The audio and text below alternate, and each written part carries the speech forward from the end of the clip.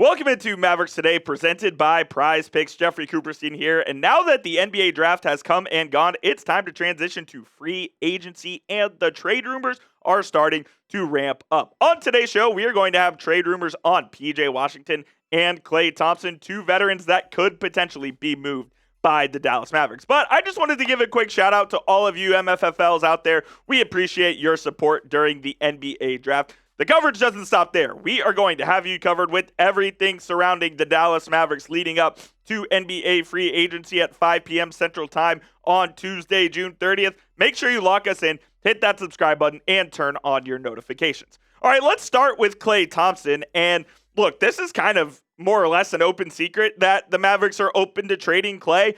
They have pretty, not publicly, but more or less have said as such that they would be okay with moving on from the four-time NBA champion. Klay obviously signed with the Mavericks in July of 2024 after the Mavericks lost to the Celtics in the finals, and he's heading into the final year of his deal. And Klay Thompson has shot very well for the Mavericks. He has shot 39% both years here in Dallas with the Mavs, and Klay is a guy who just, yes, he's lost a little bit of his fastball, but he has not really lost his shooting touch. He can still do that, and I think that a contending team could absolutely, try to bring Klay in this offseason on that expiring contract. And look, I like Klay Thompson, right?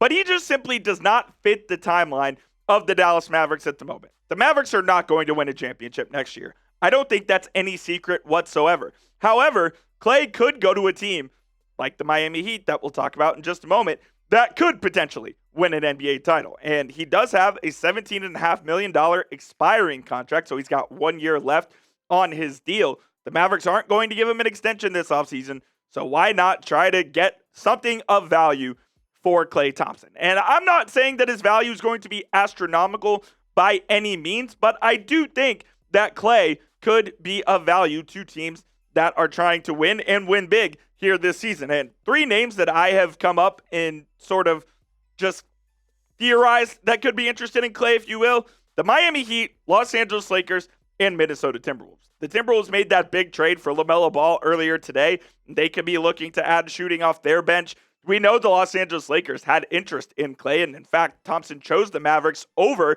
the Lakers, where he took less money to be with the Mavericks. And look what happened. They traded Luka and pretty much effed Klay's tenure here. But the Miami Heat have been the one that have been the most rumored with interest in Thompson this offseason. And I put this idea out on Twitter, so you can go give me a follow at Jeff_Coop27. I said straight up, I would take Nikola Jovic for Klay Thompson. And I think it sort of makes sense for both sides. Now, I could see why the Mavericks don't want to have Nikola Jovic on their team. Why? Because in his 4 years, he's been very inconsistent, right? He's also dealt with a ton of injuries. Look at the games played for Jovic: 47, 46, 46, 15. He just hasn't played a whole lot in his career. Miami signed him to that 4-year, $64 million extension before last season. So he's coming into the first year of that. It's kind of like PJ Washington, who's heading into the first year of his extension. And they are going to try to see if they can get him on the trade block as well. So they're in similar spots. Jovic, a younger player. I think if he can stay healthy, he could be a really good resource for this Mavericks team. And I would be interested in potentially trying to bring Jovic in for Klay Thompson. If not, maybe you hang on to Klay until the deadline and see what you can get for him. But I don't think he's going to be on this Mavericks team for the entirety of the 26-27 season. You guys let me know down in the comment section. Would you do this trade? Nikola Jovic for Klay Thompson, straight up. Type A for accept or type D for decline. Let me know down there in the comments. And coming up, we are going to tell you the latest on PJ Washington, who could be on the move as well for the Dallas Mavericks. But before we do that, today's show is presented by Prize Picks. Make sure you go use code HMA to get $50 in lineups after you play your first $5 lineup. Prize Picks is available to play in all 50 states, including California, Florida, Georgia, and in Texas. They put their members first, so all withdrawals are fast, safe, and secure. Prize Picks offers Venmo, Apple Pay, and Cash App for quick and easy deposits into your account this sports season. And I had a lineup in today's action for the World Cup and at the Travelers, and it did not go too well, as Yan Diamande did not get his requisite fantasy score. Justin Thomas also didn't have 4.5 birdies, but we're going to go right back at it again tomorrow. You can copy my picks over on the social feeds feature or go make picks of your own. Just please do it over at Prize Picks. Download the app and use code HMA to get $50 in lineups after you play that first $5 lineup. One more time, that is code HMA to get $50 in lineups after you play your first $5 lineup. Shout out to our friends over at Prize Picks. That link is going to be in the comments and in the description of today's show. Could PJ Washington potentially be on the trade block? After the Mavericks drafted Morez Johnson with the 9th overall pick in the draft, I certainly could see PJ being an expendable player for the Mavericks. He is heading into the first year of that $4-year, $89 million extension that he signed with Nico Harrison last summer. And look at it, 19, 21, 23, and $24.5 million over the next 4 years. And that is kind of, I don't know. It's not a bad contract, but it's not the best contract in the world, right? PJ Washington also was a Nico Harrison guy. He was the guy that Nico brought in, gave up a first-round pick to go get him, and PJ was great for the Mavericks in the Luka era when he helped bring us to the NBA Finals, and he played some of the best basketball of his career.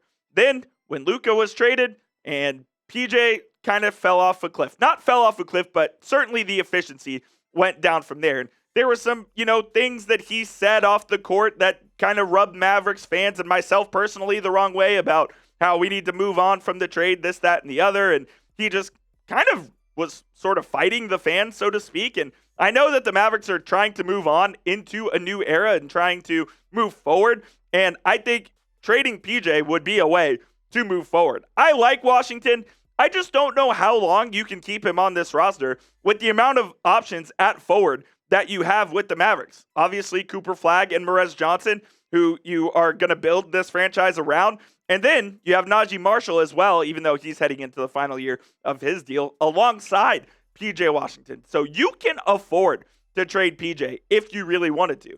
He's coming into the first year of his extension. He plays the same position as Morez Johnson.